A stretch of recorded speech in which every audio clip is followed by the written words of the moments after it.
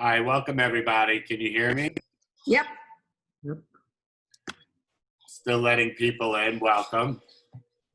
I do have it recording. We'll sort of record as we go, and as usual, we'll just talk and say hi in the beginning, and then as people come on at about 6:10, we'll start formally going round. So welcome and thanks for coming in. Hi, Tony. Hey, Mitch. Tony, great to see you. Great to see you, other than Instagram.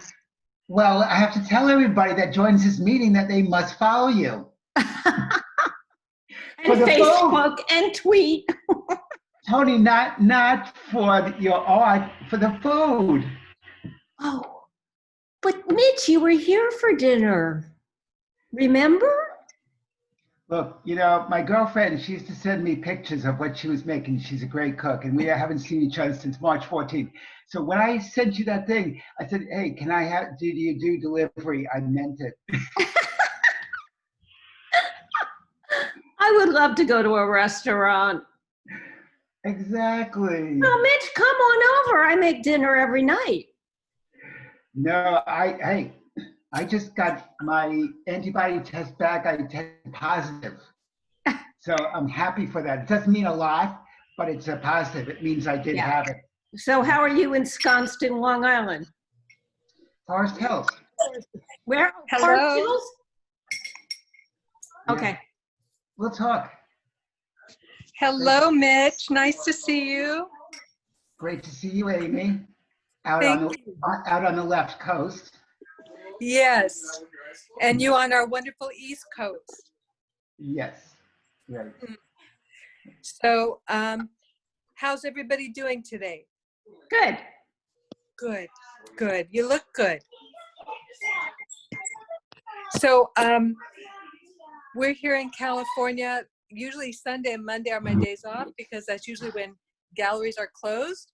So I'm actually at my daughter and son-in-law's place, and my grandson, who's 4, and my 10-year-old grandson, they're having family picture photo time in the next room. So we're keeping busy with a lot of good stuff. So looking forward to meeting everybody and talking art. I represent an artist named Robin Walker, also here in California, who's going to have his presentation. Here I am. Hi, Robin. Walker. Hey, trying to figure out how to rename myself. Oh. Right now I'm called iPhone. Oh, okay. Well, there's a place in your settings, and it says About. If you have an iPhone, and if you go to About, I think you can name it your last name or your first and last name, I think. That sounds like it ought to be right, but I don't see anything like that. Huh. Okay. So you have an Right, iPhone, well, and you're in the settings. Let me go to the settings. Just the same. You can use the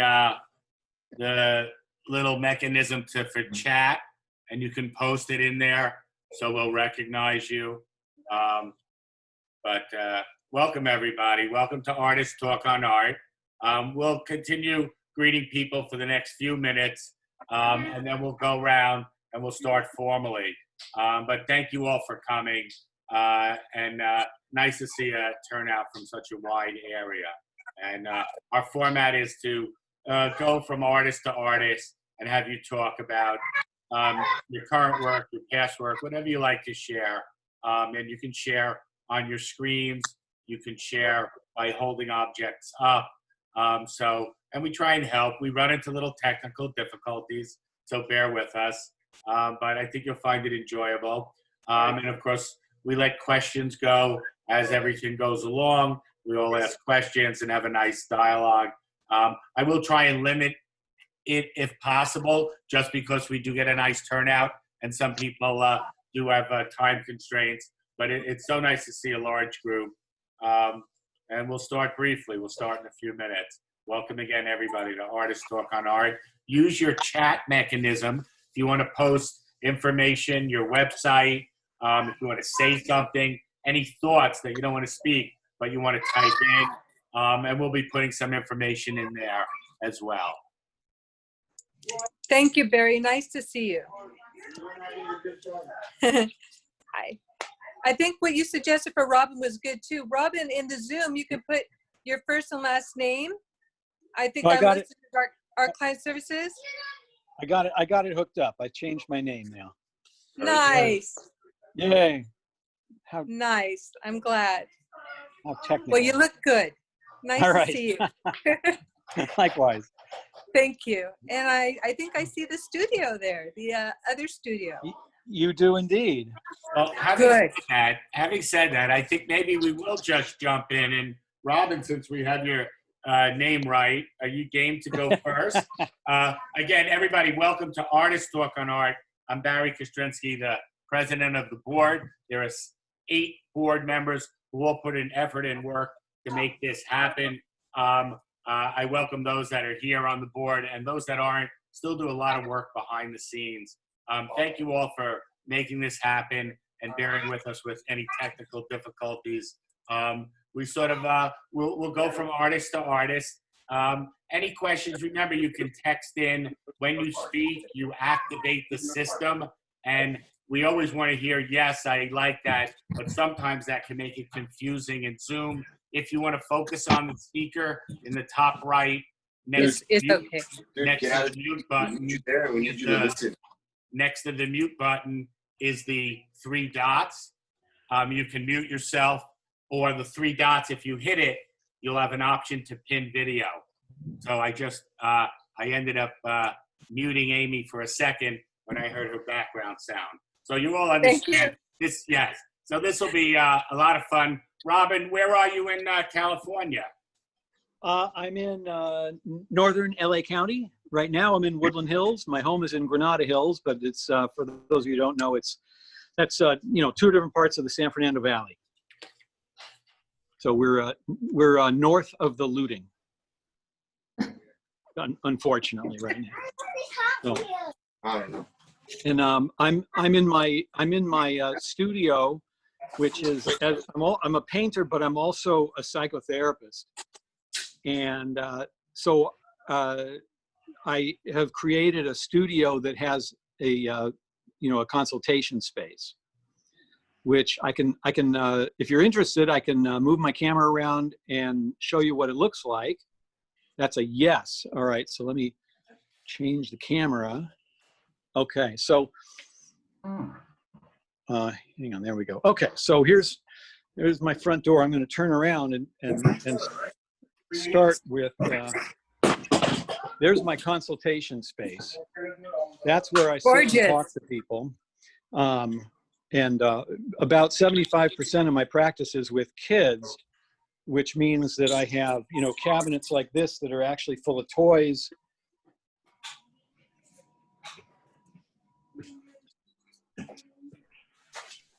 And there. And then I got a really big studio space. And this is where I work, and where I work with either teaching art classes, not to kids, but to mostly other therapists, believe it or not, and where I have all my art supplies. And the whole space is about 600 feet. And to be honest with you, I think I could probably live here. So I could live there. you want to live there too? Well, if I'm from New York, 600 feet sounds like a lot, doesn't it? No. No. Okay, good. Anyway, from this, I have some of my more recent paintings on the walls, which I can show you. I have a couple of series I like to work in, one of which I call it Dinner Party, and that is awful lot of glare there. Hang on, maybe I can fix that. I'm always looking to mix psychology in with my painting, mostly in terms of subject matter. And I was trying to find a way to say, well, what is important? How do we nurture each other? And the answer is we get together and have meals. And so I started a whole series in which the subject is simply sharing a meal, but it's really about nurturing. And so this is one of those paintings. That's 4 feet by 4 feet. And then I've got another series I'm working on. I call it Life and Labor. And it's a series of portraits of, or pictures of jobs that don't usually get much attention. This one is called Moonshiners, which maybe that's an old-fashioned job, but. And then I've got another one. I'm going to bring you quickly over this way to find another. Let me get the lights back on. Here's another one from that series. This is called Donut King. And whoops, hang on. I'm trying to make my camera go right there. Okay. That's very fun and whimsical. Hang on. There we go. Oh boy, the lights are really glaring here. Who knew that it would be better if I turned the lights off?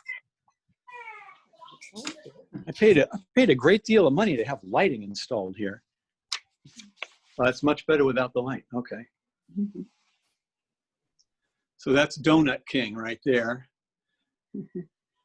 And again, that's a part of this series. And then an older series that I had worked on called Strong Men. Again, it's about, it's the psychology of things. And in this case, it was about masculine identity and the mistakes we make of trying to show each other how strong we are instead of how human we are. And I don't know if you can see it right here, but there's a lot of detail work up in here. And that's actually a lino cut transferred into the painting. Here's another version of the same lino cut. And so it's that repetition of images. I'm a real lover of impressionistic art or expressionistic art. And so I think I said this the last time I was with you all, that the problem is you want it to look like it is spontaneous and from the heart, but the better a painter you are, the more it looks like you worked hard on it. And in fact, I work harder on these paintings to get them to look naive than anything else. So here's another one. This one is based on a tarot card, which I have my source material right there. I don't know if you could see those or not. The Emperor. Those are 3 tarot cards with a similar composition. So I borrowed them to get to that. Wow. And these are all acrylic on canvas and with some charcoal. And you know what I've been using a lot of recently are the new acrylic felt pens. So they're paint pens. Boy, do I love those. Because when you want to talk about immediacy, it's right there, and I really love them. I usually, like draw onto it. And then here's my latest painting right here. This is back to Life and Labor, and this one is titled Farmer's Tan, it's kind of funny. It was my daughter had a friend who said she was getting a farmer's tan that weekend, and I thought, oh my God, what a great title. So started with the title and ended up with a painting. She hasn't seen it yet. I got to show her. Very nice, Robin. Hold it on that image, and I'll open it up to questions, or even it can just be responses and thoughts and anything you want to express as well. So again, very nice, and thank you for welcoming us in. Yeah, thank you. It's great to have you.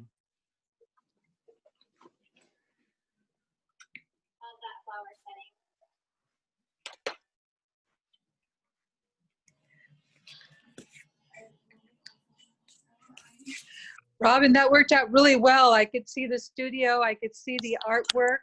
I think it went really well the way you had the idea to share it with all of us today. And I'm really liking seeing Farmer's Tan. It was nice to see it during our Zoom meeting.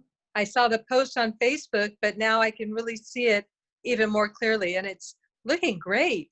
Yeah, thanks. Well, I really changed it considerably, which I knew I would. Part of my process is part of my personal process is that I always finish too early and it's never really resolved, you know, and so I have to force myself to take a long time, which means I have to paint and then repaint and then repaint. And you know, change the image each time. And only for, you know, for me, only in the repainting process does it find the what I consider to be its true resolution, you know, because in expressionist painting, it's not the object you're painting that's important, it's the process of painting it or the artist's feelings about it or something like that. And to get there, it's quite a struggle for me. And my solution is paint and repaint and repaint. In fact, one of the things I did on this painting is I got it to a point where I thought it was a pretty good painting, but not a great painting. And so I just painted lines all over it. You know, basically ruined it, like scribbled it out. And then when I scribble it out, I can still kind of see the image I wanted underneath, but I have to bring it home again. And Robin, thank you. That was very nice, very interesting. And yes, artists choose their path in their process. And you know, the combination of how do you be spontaneous, do you work at it? Maybe it's the question and not the answer, and the road and the path, and what it leads to in terms of artwork. But thank you for sharing. I do want to move on though. Walter Brown, would you like to present, Walter? Thank you, Robin. All right, thanks everybody. I hadn't really prepared anything. This is my first time with this group, and I had more or less planned to just sit here passively and see what everybody else was saying. But in response to what Robin was just saying, what sparked in my head was that I've been painting, actually it was the September 11th, 2001 incident that caused me to take up painting, because then it was what is really important in my life. And that's when I realized that it was painting. So I'm very curious to see how the current crisis is going, what that's going to bring on in me. But what I did want to say was that when I look at my earliest paintings where I really didn't know what I was doing and was just painting by instinct, those are my favorite paintings now. And everything that I've learned and done since, in some way, I'm trying to get back to what kind of what Robin was talking about, that instinctive ability to just, you know, tune in and express your deepest emotions, not necessarily through careful study, but through a certain connection. I don't know if that makes sense, but what I'm working on, I haven't had a haircut in since March. And I'm finally gaining an appreciation for, I used to hate that style of 18th century men's hairdos where they would wear those powdered wigs and have the curls on the side. But now I finally understand where that's coming from, as like this part of my head is bald and this part is forming those kinds of roller curls. Thank you, Walter, thank you. You look great. Walter, we look forward to you sharing next time. I mean, if you really have work and you want to bring your device around, that's fine. I was just getting ready to show you a self-portrait where I'm emphasizing the hair. If I'm taking too much time. No, not at all. Not at all. Go ahead. We're with you. We're with you. Okay. Anyway, I did this series of self-portraits. They're down on the floor in my studio now. I don't know. Are they? I don't seem to get them. They don't. But here's the most recent one, where I'm tap your screen and then reverse the camera. Okay, so the top is a camera with an arrow. Share screen, is it? Tap the screen, and then up in the top is an emblem of a camera with an arrow on it. Okay, I'm not seeing that anywhere. You know what? Go on to somebody else. That's okay. All right, we'll try it next time, Walter. Thank you. Okay. I appreciate it. Sorry, I wasn't prepared. No, what you spoke about was present, and you said. But I really wanted to show the painting that goes with it. But next time. Next time, we're here every Monday. Tony Silber, are you ready to present to us, Tony? One second. You need to unmute, Toby. So Okay, yeah. Oh, thanks for calling on me, Barry. you're welcome. Welcome. Where are you, Tony? Downtown Tribeca. So a funny story, my daughter just texted me. She said, Mom, don't go out tonight. They're rioting. And I said, Amber, number one, they're not rioting in Tribeca. So anyway, it's nice to know my daughter's worried about me. But, so Mitch, for you, everybody can see my kitchen.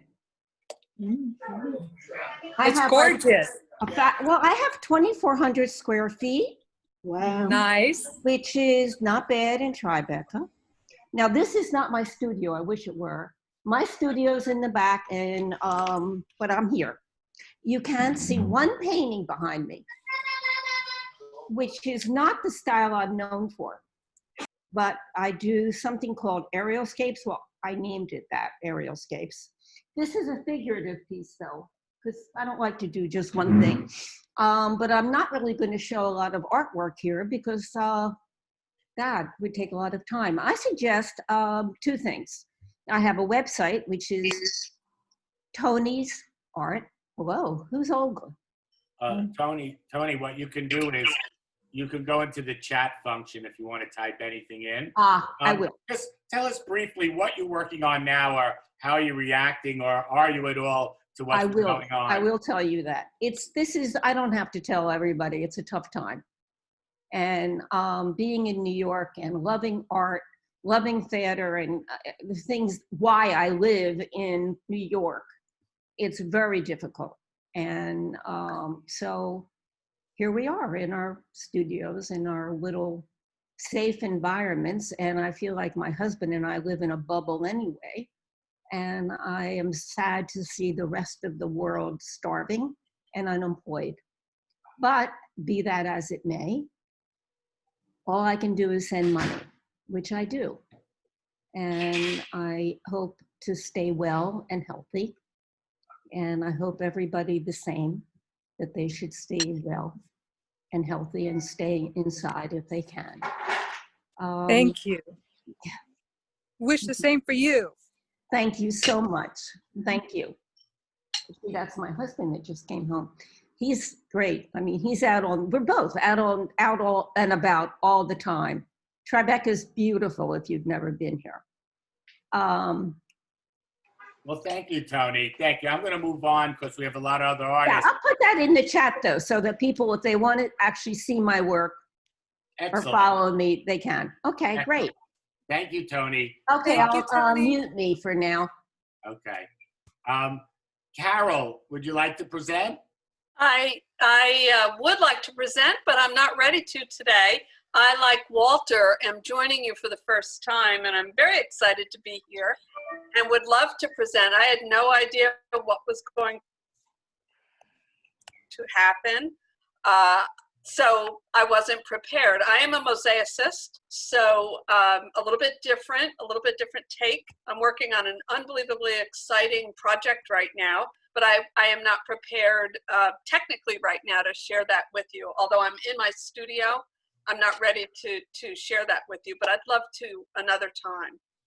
So I'm so happy to be here. Can't wait to see everybody's work. Can't wait to share my work and to get any constructive criticism that I can get from people. Let me know what you think. So Thank you, Carol. Thank My you. pleasure. Thank you, Carol. Nicely said. My Thank you pleasure. very much. Let's see. I see Linda, would you like to present today? I see your microphone's off. I can show three pieces I've been working on, and one in progress.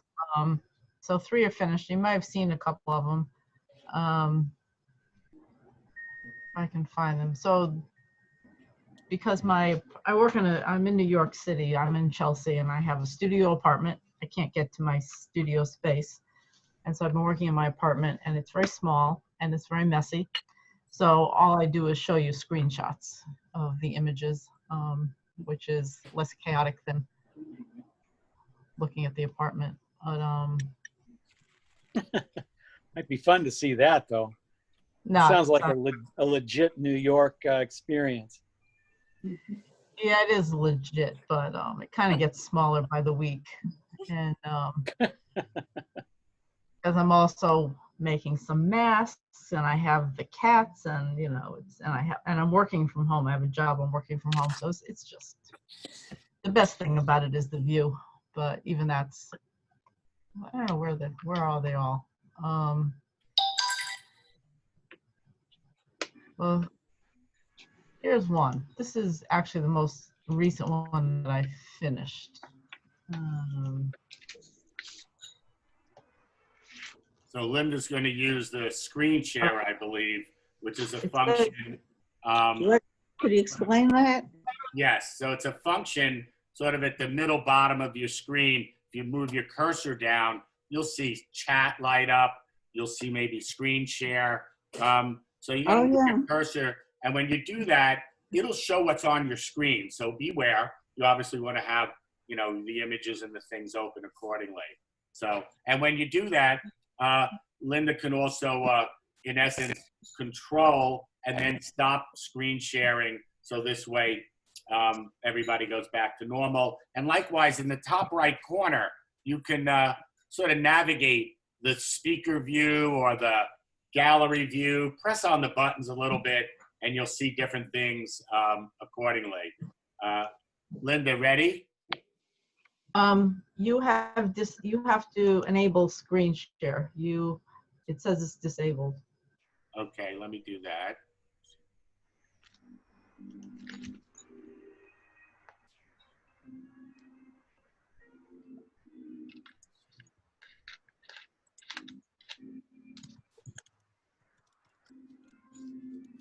Bear with me one sec. I had this last time.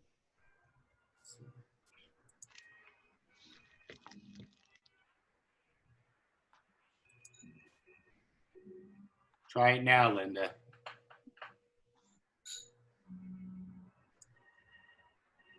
All right.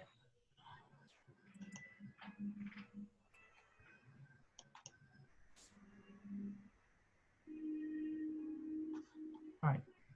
Do you see a painting? Oh yeah, there it is. Yeah, yeah. All right. So this was the first in this at-home series. So I'm actually, because I had all my paint is in Long Island City, so I bought some new paint. So I decided I would try a different kind of paint since I was buying something new. So this is a little bit of gouache and watercolor, which I had, but it's primarily flash paint, which is very flat. It's a vinyl paint, which is a little bit weird. I find it a little bit difficult to use, which is probably a good thing. It's flatter than acrylic. I like it better than acrylic, but it's different than that. But the colors, if you mix it right, can be quite vibrant. So this is the first one. And the kinds of things that I'm interested in are, I'm really kind of essentially interested in the idea that humans, up until recently, we would say that humans generally think of themselves as being like having the most developed brains and being like quite smart. But it sort of doesn't play out in real life that well. And so I sort of look at humans' intelligence and consciousness in relation to our role in nature and sometimes in relation to other aspects of nature that have been increasingly shown to be quite intelligent and probably conscious. So the octopus is one of these. So that's one.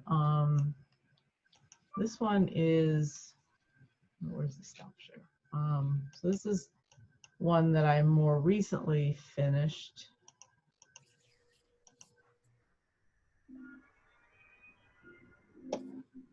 And so I use a lot of, I research a lot about human neurons and then parts of, aspects of nature that are either remarkable for their intelligence or notable for how we're destroying it.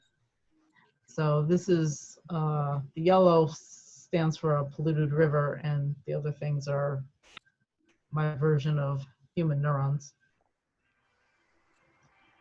And then I'll show you one that, if I can find it, that's in progress. I'm still trying to figure out what to do with it. These are wonderful. Are you influenced by the work of Santiago Ramon y Cajal? Yes, I actually get a lot of my brain research from his work. Yes. Yeah, I can see it, but you've taken it to a new level, actually. These are fantastic. Thank you. Yeah, I don't think I used to be influenced by Moreau, but I think there's a bit of that as well. The surrealism. So this one is definitely in progress. And so sometimes what I do is I take it to a certain point and then I decide I have to paint certain things out, change the colors. And so I'm still deciding. It's a little hard to see. You can see that it's a little bit of my apartment. It's on an easel. And there's another, I have two pads that I'm working off of. So the one behind it, you see a little bit of yellow behind it. So that's a painting that I started that I decided I just couldn't cope with for a while. So I started a new one. What is the size? Size? Two people talking at once. Yeah, I'm sorry. The size, what sizes? Oh, they're, when they're finished, they're 13 inches by 24 inches. Oh, very nice. Can you call this Landscapes of the Anthropocene? Yes. I love that title. So that's the series. The middle painting that I showed you, that's the best title so far. That one I titled Devolution Tango. This one has no title yet. I haven't decided. So that's what I've been working on. So very nice, Linda. Yeah, thank you for coming and coming again. And every time, I think as artists, we sort of get in our own zone, and it becomes very unique. And to hear everybody speak like this, and you're certainly around your subject, so much so that I believe it was Fran could relate directly who you were working with and ideas that you correlate with. But for me, not being in that thought, it's beautiful to hear you express it and to sort of flesh out an idea that's both simple and complex, and a way of structure and looking at things. We always do put ourselves at the top of the hierarchy when we build the tree. And it's obviously today looks a little different. Any thoughts? Anybody want to chime in? Anything they'd like to say, whether it's Elaine, I want to welcome Gunnar. Hi, Gunnar. Nice to see you. I think they're very dynamic and just beautiful. Very exciting compositions. thank you. I love the sense of floating and movement, that the particles actually seem to be floating around and chasing each other, and that's a special feature. Oh, thank you. Yeah, I'm trying to get some dynamism in there so they're not static. I'm an artist. Can I say something to Linda? Yes. Sure. Linda, what's behind you that's so beautiful? Oh, it's from the, it's an image, it's a painting, and it's from the Crystal Museum, because I can't remember where I saw it the other day, that somebody started the Zoom Museum. So different museums are posting images from their collection that you can use for your Zoom backgrounds. I thought maybe you painted it or whatever. I didn't know you could get a Zoom background. Yeah. Here we are at the age of Zoom. Okay, thank you. Maybe I need to get a Zoom background. I mean, I do have bookshelves, a whole row of them but my camera is not in front of the bookshelves because the bookshelves seem to be the appropriate backdrop, correct? Well, thank you. Thanks, Fred. Thanks for sharing. I'm sorry, Linda. Sorry. Thank you, Linda. And, everybody, I appreciate all the dialogue back and forth. I do want to move forward. Fran, do you feel like speaking now? Sure. I'm actually in my kitchen, which is why I've been off video a bit. Have to keep an eye on what's cooking in the oven while I'm here. Wow, I was really inspired by that work, Linda.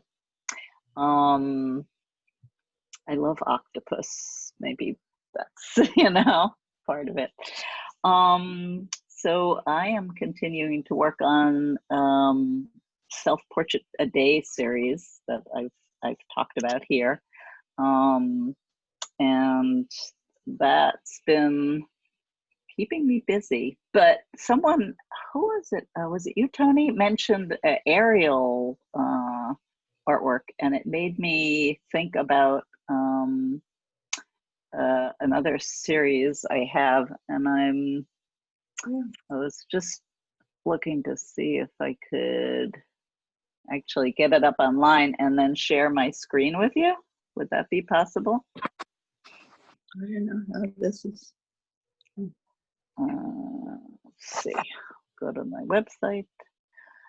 And again, if you're listening and you really just want to listen, feel free to mute yourself so we don't hear your background sounds, because it sometimes will trigger the camera in Zoom. But otherwise, everybody, I do want to do a brief pause and say, thank you everybody who has contributed. We are a 501c3 nonprofit. Everything we do is free. You can visit our website if you'd like to give. It helps us do what we do and do our programming. So thank you. But Fran, go ahead. Always interesting to see your space, all the things in the background. Yeah. An organized artist with a lot of minutia is my guess. A lot of minutia. Having been a still life artist for most of my career, I always had an excuse for collecting a lot of stuff. And there it is. I'm going to try and share my screen. Okay, here we go. Share. So this is a series of drawings that I've done over the years that I call Portraits of Glaciers. And so they're quite small, these drawings. Each one is about 6 by 8 inches. That's surprising. There's a lot of detail in 6 inches. Right. I know. It is surprising. And I've had it in mind that I'm going to expand them someday and do them larger. But for now, I enjoy this intimate size of drawing and just sitting down at my table and being able to work on it. So this one is called Two Paths Glacier. This one I started with is called Red Earth Glacier. Sometimes when you find aerial photos of glaciers from NASA, you get these interesting false color images. So wherever there's red, it may have been green. Or it could be just that there was a lot of iron ore in the earth. I never really found out on this image, but I love that it's so red, because usually when you see images of glaciers, they're quite white and blue.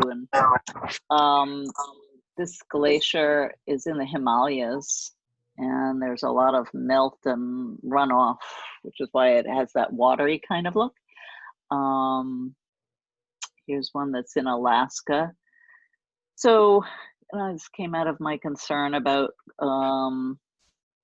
climate change and the loss of the glaciers. So I had in mind to memorialize them. This is one in the Andes in South America, near Peru. This was actually from a black and white photo, and I pretty much invented the color. Whoops, did I skip one? No, okay. This one is in, where is this? I know, I'm forgetting, it may be Canada. Can you go back to the last one that you had up for a second? This one. Yeah, you know what I'm noticing? Yes, incredible micro detail in here. And what happens when you do certain things like that, if the form, and I see it, if it's generic enough, you're going to read things. Like you could read a Buddha face in one area, a landscape going in another. You get a lot from a simplicity here that I think we've been talking about in a different way. We've been talking about approaching it and achieving it and how to come at it and reworking. But I think you've achieved something here, and interesting angle you're taking, of course, that high up view, your choice of colors. But you see how you get almost a landscape read in that middle bottom right area with trees and fences or houses, if you like. And it's almost like a Rorschach or a cloudscape, right, where you read into it. I love. What else do you see? Well, it also is working off the lines of the land, so it comes out of landscape. It's not a pure Rorschach, so it's tied to land forms and mountain shapes. So you have your perspective. There's a point, that's not in the middle, but to the right and below it, where a lot of the lines are emanating from. So that's your perspective in, and it's a sharp, it's a sharp deep in. You get a lot of space that way. Of course, right. You're achieving a lot by a deft hand with a different, approach. Well done. Any other thoughts? Tell me again the medium. What's the medium? Oh, these are colored pencil, actually. Oh, good grief. Yeah. Wow. Yeah. Gorgeous. Thank you. Yeah, I love they're so organic. Yeah. I like that about them too, right? That people have said they look like vein systems, or leaf roots. pattern, tree roots. That's a good one too. Well, yeah. it's kind of like all of the above. I see neural pathways, but that's because of psychology. Yeah. Right. Right. They're wonderfully non-figurative. What? Well, you don't know what it is. I mean, they have a wonderful sense of Mystery. energy, spirit, movement, without knowing what it is. I never asked Robin a question, but I'll do that later. But what I'm looking at are things that really interest me. Actually, I actually am familiar with they are because I also do I research a lot of nature things, and so I've done a lot of research on melting glaciers, but I haven't actually figured out yet how to paint them. So I think these are really beautiful. You've done a nice job with them. Thank you. We have a very different approach. So, that level of detail I can't deal with. But they're really you do a beautiful. different kind of detail, Linda. Yeah. Yeah. You know what it makes me think when I hear two artists talking like that? It makes me think maybe a collaboration around a piece, which of course is very unique, but I think you both are filling different halves, and it's not halves of a whole, but you both are coming from different things, but you are connecting. And to other points, when you go macro, micro, small, all the micro forms will read as everything. They'll read as nature, they'll read as body forms, they'll read as cars moving down a street in a city. And somehow the form is generic. It's like platonic solids on a deeper sense in an odd way. Let's move on. Fran, thank you. You're very welcome. Yeah. All right. Thank you. Yeah. Thank you for sharing, Fran. Thanks for looking. Very nice. I'm enjoying seeing all of your work too. I'm going to go on mute now. Thank you. I want to welcome Gunnar Mundheim. Would you like to present to us, Gunnar? And you're where are you now again? I'm in Tucson, but I've had a fall and I don't want to present today because I can barely use my fingers. I'm in these things. Oh, good grief. Oh, no. That's okay. You and Chuck close. But it's better already. I mean, I can use my fingers a bit without hurting terribly. But I thought I would just sort of listen in on what people are working on. Very good. Very good. And thanks for joining us. And feel better. Yes, Thank you. feel better. I see Michael Krasowitz here. Michael, do you feel like talking? I've just asked you to unmute. You're on mute. There you go. Michael, where are you located? I'm in Long Island, Huntington, about an hour east of the city. So that's a little bit east of Guna, correct? Oh, where are you going? I'm sorry, I was late today. I'm in Tucson, Arizona. A little east of. A little east. Yeah, but it's very warm here too, I think. Yeah, it's. I apologize for being. I actually fell asleep because too much Trump. I can't take it, and I just shut down. Oh, This guy too much MSNBC today. It's kind of wiped me out. I've been painting. I have some work. So I've been doing these very. I do a painting a day project. I've been doing this for a few years now. 1 year I'll do computer drawing. 1 year I'll do monoprints. And for this last couple of years, I've been working on a process of doing very fast oil paintings. And the idea is to do a painting in a short amount of time. I can go back and work on them, but the idea is that once I make the painting, then I use social media.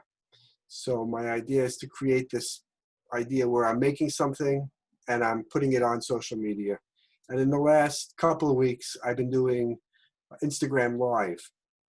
So I'm painting live on social media, and then I take the painting process, and I put that on Instagram or Facebook or through IGTV or something like that. So the idea is to create a conversation with myself and the audience. They can come on if somebody wants to, as I'm painting, they can come on and have a conversation with me. We can talk about art or whatever happens to be. And then that becomes part of the process. So these are a couple of paintings. This is a kind of a recent one. Sorry, Wow, very vibrant. Yeah, it took me a couple of years to come up with a way of. I'm sorry if this. No, this is perfect. Just hold it there a little longer. I know I once heard it's 3 seconds or 7 seconds that people spend in front of a work of art at a museum. Yeah, but right. We're artists. We like to spend a little more. And I know you know your work, but a lot of everyone's work is complicated, even the simple. If I say that, it takes a lot to take in the nuances. Yes. We want people to spend. And I went to this. I went to the New A gallery one time, and there was the only thing that was open was like it's the first room you walk into. So there was only 3 paintings. And I went in and I sat in the chair and I spent like an hour just looking at the 3 paintings. Wow. And it was really interesting to sit when you really sit and look. What a treat that is. It really was. And you really get to see you really look at the painting, which I also do the same thing. And I went to the Museum of Modern Art with my brother once, and he stood in front of a Cézanne, and he was looking at this one painting. And it was the first painting he saw, and he said, "Okay, let's go home." And I said, "What are you talking about?" He says, "I saw what I wanted to see." Mike, did it stick with him? Good taste. Good taste. Yeah, he knew what he was doing. He knew what he liked. Mike, I've seen you paint these paintings on Instagram, and it still kind of blows my mind that you pull this off in one day. Yeah. Talk about your color choice for that and how you developed that. This one here. Well, yeah. I actually was reading about Van Gogh, and I was reading about how when he set up his palette, he organized his palette with analogous colors or one complementary color. He had a very kind of systematic way of painting, especially like the sunflowers. They're very organized. I didn't realize how, thought out his paintings were. And that's how I started adapting that into my palette. So especially I'm painting fast, and I try to set it up so that the palette's very limited, especially because it's oil and I have to kind of make certain decisions just based on that. Does that mean you only put down the colors that you were going to use? What is that? It's like green, yellow, black, and white? It's more like I'll start with, if I know I'm going to use yellow, I'll go yellow, green, yellow, blue, and maybe purple. Oh, okay. Wow. Right. In my mind. I don't necessarily put it right out on the palette, but I kind of know that's where I want it to. If I hold it to that, I know as I build it, it'll fall into place color-wise, and I won't have a lot of like color decisions that can, throw it off. Yeah. That being said, the one I made today was all over the place. And yeah. As I look at that, the color is so vibrant and high chroma and all that, but it also has a great deal of restraint. Mm. I'm kind of impressed with that because I have trouble with that. At the beginning when I started, I did black and white before I did any color for about, I'd say almost 15 years of just black and white. Yeah. And I was afraid to do color. I was a printmaker, and then I did black and white paintings and I pen and ink drawings and printmaking. So when I started color.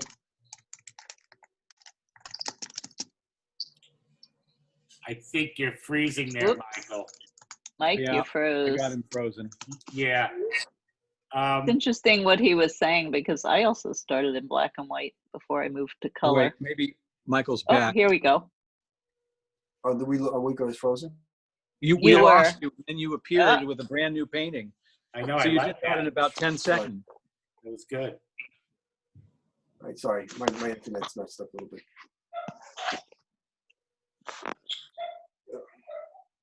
Any questions? Any thoughts for Michael? It was. Do you title these works at all? Sometimes I don't, because part of the process is to not have any intention. So I don't, but I try. Sometimes I put a title on it more just as a reference. It could be like Study in Blue and Green or something. Because I've thought about it, because I was reading recently how for some people the title is the way people come into a painting, and it works as a reference. So I've thought about it, of the importance of it. Want me to go to a different room? Sorry? I'm sorry. You guys want to see one of my older ones just to get a... Yeah. Yeah. Show us. Okay. All right. I don't screw up everything. This is my older style.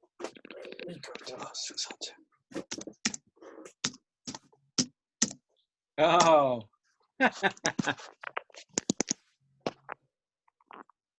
Like I said, I used every color.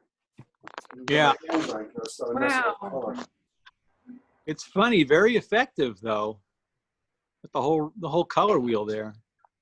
This is underpainting and glazing. So when can we see that again? Can you? Yeah, a little longer. Yeah, Hold it a little bit longer.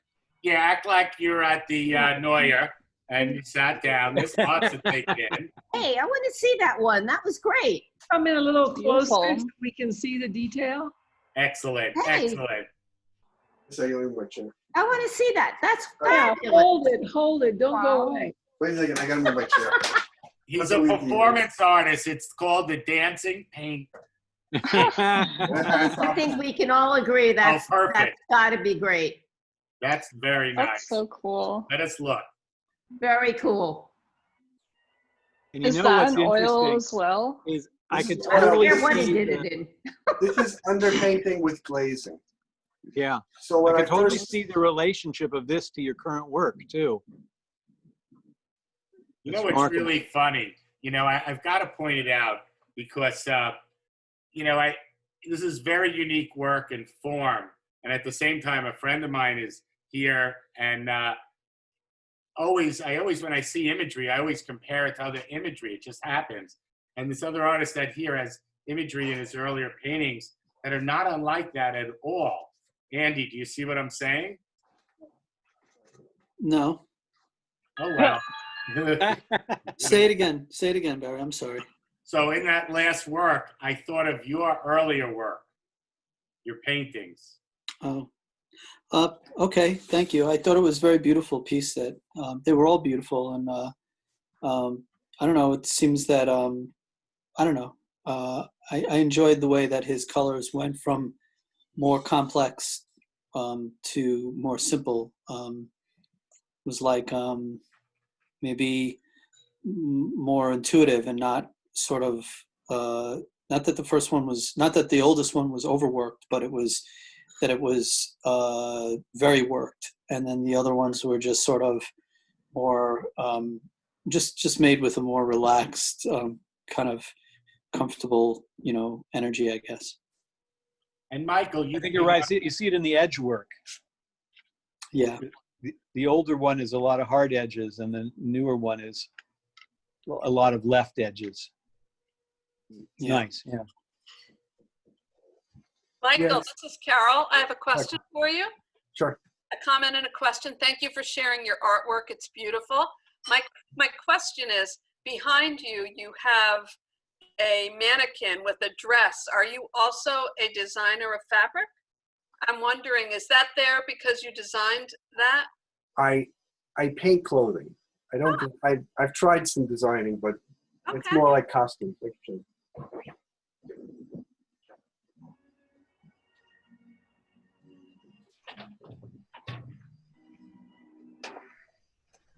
One piece. It's not finished, but Very nice. Yeah, very nice. Oh, great. Love the colors on this one. Yes.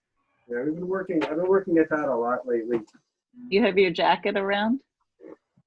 Yeah, I'll give you 2 seconds. I'll be right back. Get the jacket. It's so worth it. He does Yeah, I had a wonderful chance to see clothing. it one meeting. Yeah, it's gorgeous. I Yeah. agree. Yeah. That's fabulous. It's great, Tony. It's great. I don't know where I'd wear it, but I'd find someplace. Right? Absolutely. Absolutely. You have to When he first showed it to us, we were talking about, Barry mentioned wearing it to art openings, right, Barry? Yeah, Oh, right. There you go, Absolutely. Chelsea. Sure. You have the writer, the Me Too member of Art Forum, used to wear his orange suit around, if you remember. So Dolly with his mustache and maybe with his pet anteater in Paris, Yes. having a moniker. But I think to Michael's point, it's more that he's creative and he wants to express it on everything and anything. And he also wants to get into the process and involve you watching it. And then it becomes performance. Even though he knows that sort of takes out of the personal side, he's willing to experiment and try all these things, whether it's clothing, traditional painting approached in different ways. I did like how you mentioned how Van Gogh's palette was. And I've always thought we know a lot of art history, but do we know how they really put the paint on in what order? And what was their color that they started balanced with? What was the process of how they went through it?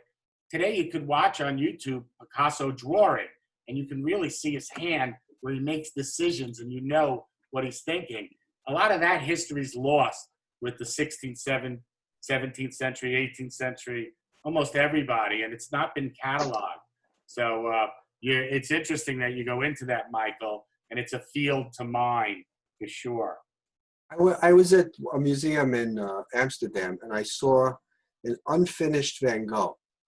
Wow. And I saw how he laid in the sky, how he organized his painting, and it was really interesting. He also painted very quickly, which I didn't realize, and his marks were very deliberate into the sky, and it was really interesting. Yeah, it was very interesting to see how they laid it out. And the first painting I showed you, When I started studying oil painting, I was painting and I was like, first I started with acrylic, which I couldn't get into. And then I was painting in oil and I was like, why doesn't my painting look like 18th century painting? You know, I'm like, what's wrong? I got the colors, you know, not whether I was a good painter or a bad painter, but I couldn't get the transparency. And then when I learned they were using underpainting and glazing, I'm curious about technique. So I went back and I started with fresco, and I studied fresco. Then I did a little bit of, well, you paint with wax. I'm sorry, my brain is just gone. Encaustic. Encaustic. So I studied encaustic, and all those paintings styles were done with underpainting and glazing. Oh, by the way, that was proof you were working with encaustic, because doesn't that stuff Mess hurt up. the paint? That's a very bad smell. As, by the way, just about all artist materials, the history is not good. You know that. And we tend not to exhaust our studios the way we should. Sorry to cut you off, Michael. No, that's true. I've heard that with printmaking too. The old printmaking, all that stuff it's really bad. If you I want bought a jacket if you guys want to see. Yes. Yeah. This is the jacket I'm working on Oh, currently. I love Oh my that. gosh. Oh, nice. Lovely. And what are the materials you're using on that?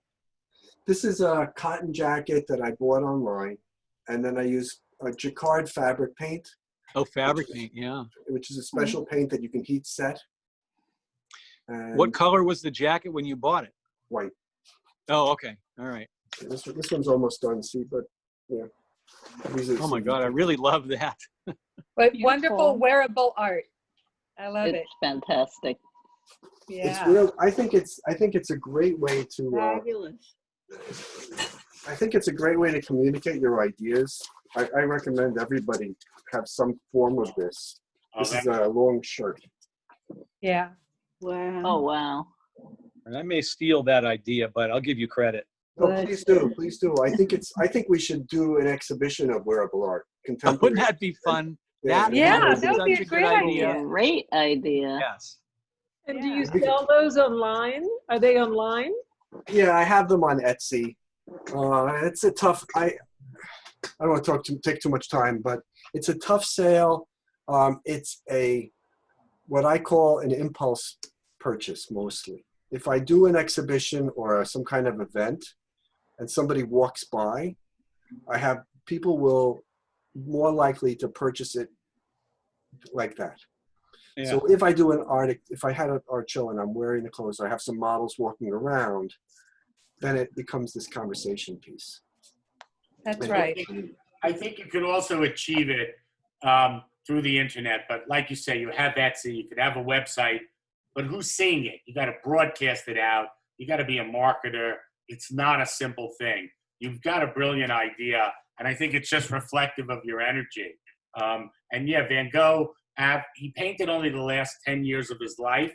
In the last 2 years, he averaged a painting and a half a day. Wow. Yeah, so unlike Monet, when Monet would do the haystack, the cathedral, when he was in the apartment, he would work for an hour or two, and as the light changed, do another painting and keep coming back. Van Gogh, one shot. When you do that, and you paint outside and the light's changing, the color is changing. The clouds are moving. It's quite, it's a different game.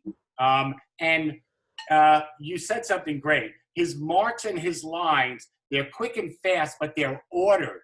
He has a superstructure. He understands when he dances and hits marks in the sky and it leaves spaces, and we don't see it, but he puts a web together that is quite structured, but each stroke is expressive and free. And that makes it really dynamic. Yeah. I think he's a supreme colorist. When you look into those areas of the greens and all the areas that he painted are so alive, but the color is absolutely incredible. Well, There's a very good company. I don't know if you guys are oil painters, but there's a company called Rublev. I don't know if you've heard of it. Never heard I of like it. that name. The painter from 17th century. They make these amazing painting mediums. all kinds of interesting mediums. And they have a medium called Velasquez medium, which is like, it's like an impasto medium. So if you want to paint like this, that was a big thing. They would use impasto, and you can hold the color in the brush, and it really makes a big difference if you're painting quickly. Is that what Thank you you, use, Michael, for Mike? sharing that. I use sometimes. I had a palette knife. I don't know if you guys do this kind of stuff, but I had a palette knife phase, so I was using a lot of mediums, and it holds it. You can do all this kind of effects. Anyway. Thank you, Michael. Always look forward to hearing you share. You speak with great energy. And yes, all artists, we've tried palette knives. They're great brushes, maybe back of your brush, all different tricks. Oils have a different feel than acrylics. But the glazing and the sprays that they did in the 16th, 17th century, maybe 18th, it creates these films that I don't think you can paint, that can only be done with their sort of glazes, and that's a whole nother field. I do want to move on. We have I have Andy Golub here. I'm going to give a quick intro. Andy, a quick intro. Andy is a painter and artist who has painted on just about everything and anything: rocks, canvases, bodies and people. But just like an artist as well, Andy also is an organized artist and has done much to launch body painting events around the globe. Oh, you're the one who does the body painting. Yes. How exciting. Yes. Oh. Andy also, like many artists and many different materials, has gotten into poetry, I would say, in the last, maybe 5 years. I'm going to go to Andy, let him talk about anything he wants. After that, we'll go to Sophia, and if anybody else hasn't spoke, and that'll sort of wrap us up. So welcome, Andy, and sorry for calling you out before, buddy. I sort of thought it was similar. And it's all good. I'd only do it to a good friend. No, I don't mind. Here's a painting I did on a globe recently. Hold on a second. Hold on. Let me see. Maybe it goes better this way. Oh, that was working. That was working, Andy. Yeah, it was. And I'll turn it. I did this recently. Can I turn this? Oh. That's Here fun. we go. It's a little difficult to paint on a full round, because but anyway, Barry said that I've really run a lot of these events and gotten a lot of attention with my art and with art in general, and I feel pretty fulfilled by that. In fact, maybe a little too fulfilled, because I find that I don't know. I think I've done a handful of paintings since we've been in lockdown, and but it's not like maybe most of you guys. Maybe every couple of weeks I'll do one. Like a little. I don't know. It's like I feel a little bit like I'm not even sure. I guess I've just been processing a lot, so things come out in poetry more. And so I'm gonna read a poem. It's a little heavy. Is that cool? Yeah. Yes. Yeah, nice people. I'm a big fan of artists and their energy. So, Okay, greenish yellow muddy electricity spreading through the swamp, scaring the fish, jolting them. Some will die. Floating on top of the water and washed up on the shore. Regrets getting retangled, forming quadruple negatives. Intolerance of intolerance, hatred of hatred, the escape from the escape, the confusion of the confusion. Sadly, it's not very different than it was before. The angry man with fists clenched, tight jaw muscles, high blood pressure, answering questions in rhythmic bursts as he plans and hopes to go to war. Somewhere in the foggy past, there was a reason why. The second generation governor chuckles at the irony of his reality, ready to lie about life and death. The arms of the artist are boneless, his hands numb as he sees too much. Lies lying inside of the truth, trying to find the reason for another painting, a new articulation. It's already all been said, the same thoughts circling in his head. There's nothing left but life itself. Time is finally collapsing. Dimensions are interacting. No way to define it, no way to know how to appropriately feel. Doubt is the new faith. Morality is trying to paint the face of a child who won't stay still. We all knew that it was ridiculous for a while now, so there's something about it that's kind of exciting. But the words to describe it fall out clumsily. The reflective clown is drinking during the day and lost his juggling capacity. Are we a comedy, a tragedy, a drama, a reality show, a talk show, an advertisement, a video game? Are we higher level beings searching for ourselves, or warriors devouring everything around and finally devouring ourselves? Are we anything more than the illusions that we are told that we are? Are we a foreign, glowing creature infected with fear, our powers trapped by those that plan our fate and don't even respect us enough to give an explanation? How am I supposed to feel today? How am I supposed to feel tomorrow? What am I supposed to hold, and what am I supposed to let go? How much am I supposed to look down at the ground, and how much am I supposed to float away into the sky? Right now, I'm still overeating, following the routine, and getting triggered by the same things. What will the next day bring? Wow. Doubt is the new faith. Amazing. Thank you, Andy, for sharing that. Oh, thank you. It's very deep, and it says a lot about what we're all going through today.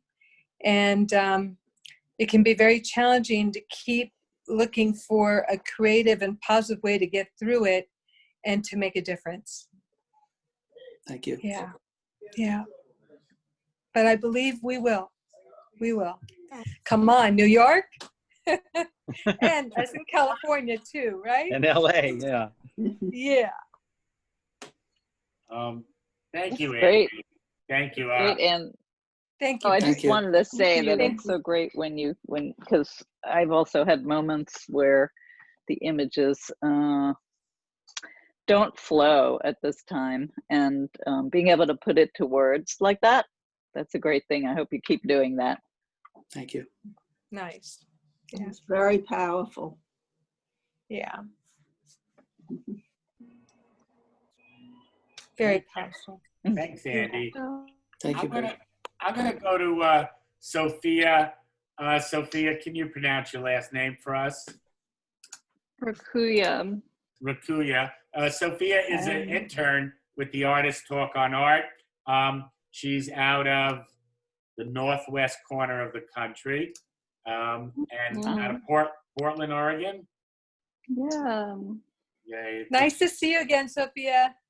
Nice to see you too. Nice to see all your faces. It's Yeah, been a Sophia pleasure. helps out with the ATOA and is also an artist, and an artist going through a stage that we all went through. And often when you look back on it, maybe it was a very strong era, maybe it was the best era, certainly a creative era. When you go through it, maybe very challenging. But I know as an artist, I look back when I was younger, and I envy you as much as I know I had no confidence, and maybe more now, and it's challenging. But there's something to physicists doing their best work between 19 and 22, and there's an argument in the art world about artists, but it's very easy to look at some artists and see the incredible work is happening in the 20s. So welcome, Sophia. I hope that didn't leave too much for you to live up to, but you did last time with your image, and I hand it over to you. Welcome, Sophia. Hey, thank you. Well, Thank you, Barry. I think, like many of us, this time has been very hectic. I actually went to one of the protests the other day, which was pretty intense. But I feel like I talked about this last time, but like this year's been my time to experiment with different mediums. So I started I never really done anything like this before, but I started embroidering, I guess. So I haven't really done much of it, but the plan is that her head, her hair is like waves, but I want them to be like hills, and then on the hills I want there to be like graves and stuff like that. I don't know if you can see it, but there's Hold it up a grave little so higher. far. A little higher, and just hold it there. Yeah, we see it It's well. nowhere near done, but I started it. I don't know. I've never done anything like this before, so should be interesting, but you know, we'll see where it goes. The image there is all stitched. Yeah. I know what this crowd is thinking. This crowd is thinking you've got the spontaneity and all the energy in that. That's a great piece as it is. But there is that complex. Right. I know you were thinking that. But there's that complex relationship. How do you then develop it? We had one artist point out how you could actually take the piece, take an image of it, and then continue to develop. And so you almost have a print of your work. Sorry to interrupt, but I had to point out your line is dynamic. It's alive. It has a bit of Giacometti or the expressionist in it. And that's what we're all reacting to. You have to. You can't but react to the line in your work. Very nice. Thank you. Yeah. I feel like it, for me, it's so reminiscent of the time we're living in. So I feel like her head is so big, it kind of reminds me of like the earth we live on, and then around it are hills and like graves, which is like, I don't know, a lot of the feelings of loss we're going through right now this time. But yeah, it's been interesting to sort of paint with thread, so it's been cool. Thanks for letting me like share. I second what Barry said. Just like it is now is fantastic. Thank you. Any other questions for Sophia? Oh, it looks great. Beautiful. Here's a question. It looks like you didn't draw it and then embroider. It looks like you just embroidered it. Is that true?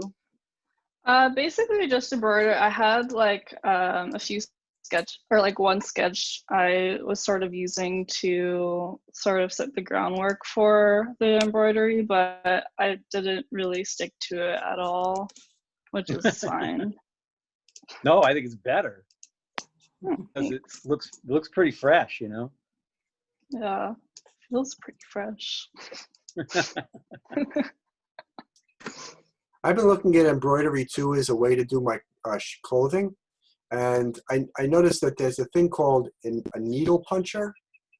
I don't know too much about it, but you can get these really three-dimensional stitches with embroidery. I don't know too much about it. I just started researching it. But they have this thing where you go in and out and you can build three-dimensional forms and really build off of it. Might be something to experiment with. Sounds interesting. Yeah. Yeah. I actually got one of those, but it didn't work for some reason. My friends tried using it as well, but maybe I need to invest in a different one. Yeah, I think it sounded too good to be true when I saw it too. Yeah. If only. Might just be that. Oh my God.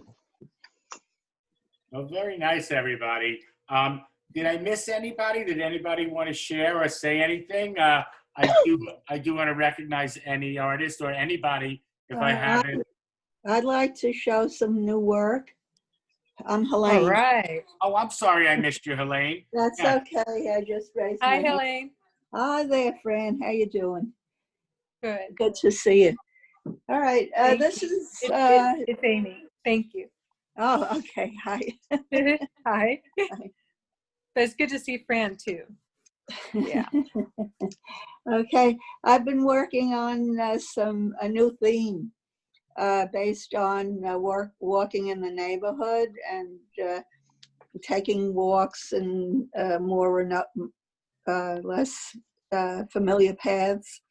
And I came across some downed trees, some naturally downed, and others by human hand. And I was always fascinated wherever I've been to see some of the beautiful fungi and growth that take on a character of their own with existing in nature. So I've done a couple of drawings lately of that, and I've done some paintings that incorporate the theme. And it sort of is similar to what is happening in human nature and what's going on today. There's life form next to something that's downed and no longer living. So there's some parallels there. So this is, I'm gonna see if I can turn on this light. This is my latest drawing. You might see this better. This is a charcoal drawing. Oops.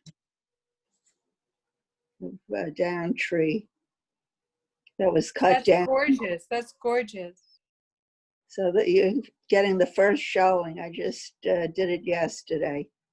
Nice. Yeah, very nice. Nice. And I did a cloud formation.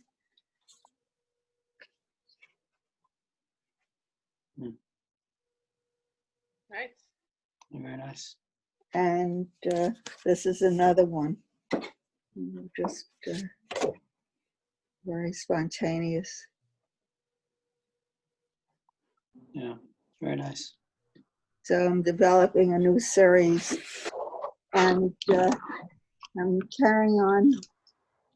I've always this is a new painting that I did. It's 6x9, and sky and looking up in the clouds. Sometimes it's very dramatic. Very nice. And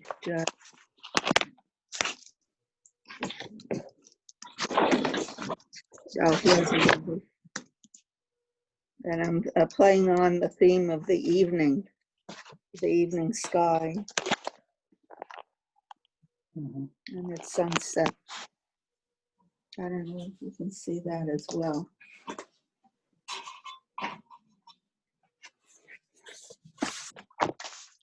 So playing on the abstract and playing off expressionism and realism at the same time. And this is also a night scene with the lighting from the sunset hitting the trees on the road. Very nice. Thank you.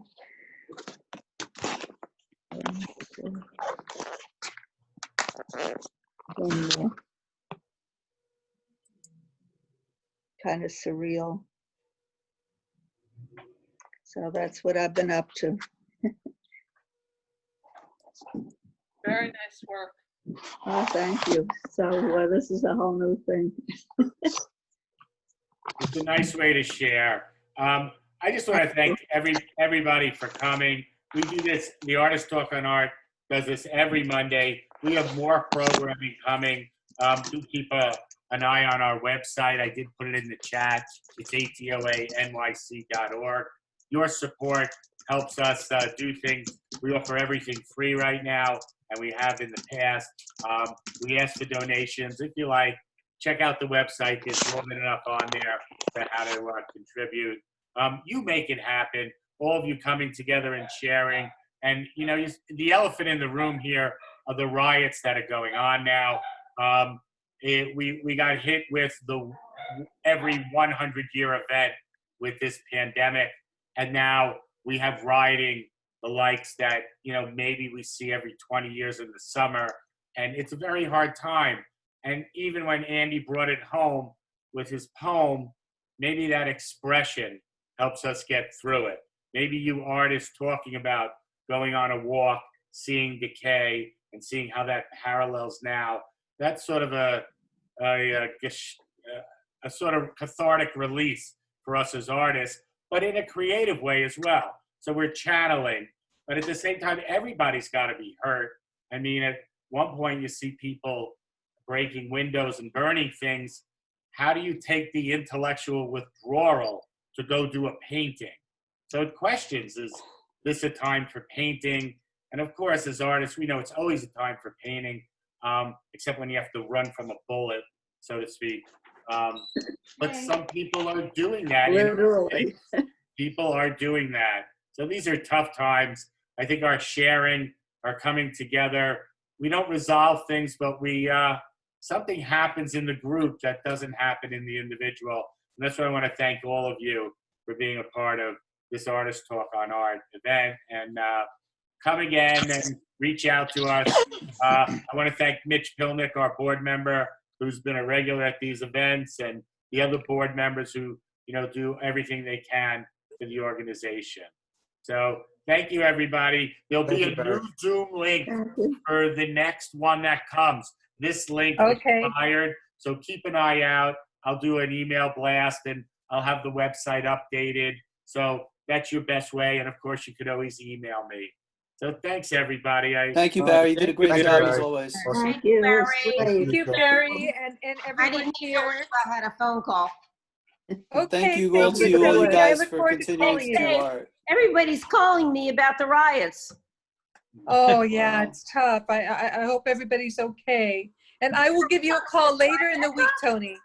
I'll God give you a bless call later in the everybody. week, Good Tony. luck. Nobody wants to come to Tribeca and riot.